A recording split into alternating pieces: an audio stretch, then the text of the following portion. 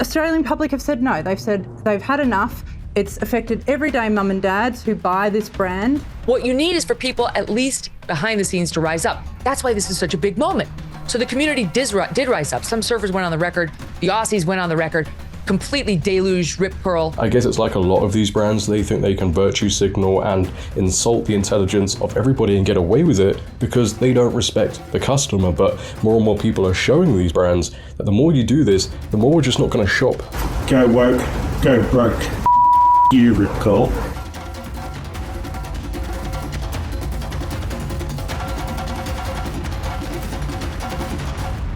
Go woke, go broke.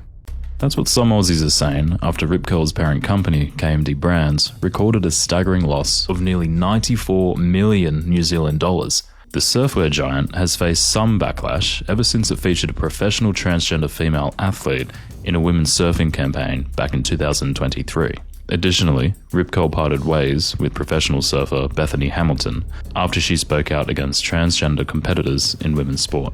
It draws parallels to America's Bud Light controversy. Bud Light partnered with transgender actress Dylan Mulvaney, who posted a short Instagram video featuring a custom can with her face on it to celebrate her 365 days of girlhood. However, many boycotted the brand, and it seemed to lose its core American drinkers overnight. So, did Rip Curl's owner KMD survive the controversy?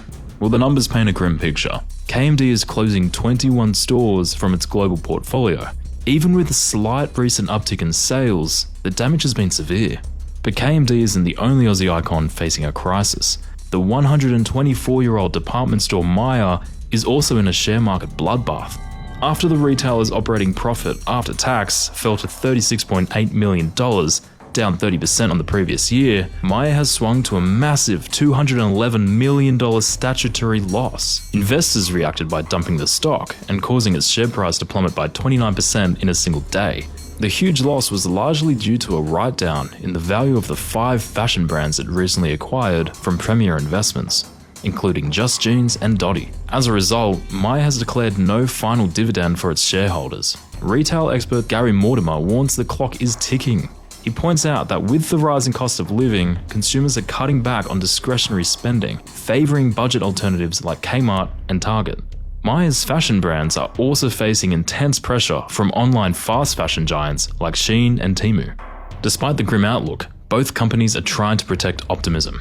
Myer's executive chairwoman called it a transition year, pointing to a significant jump in online sales and a positive sales start to the new financial year.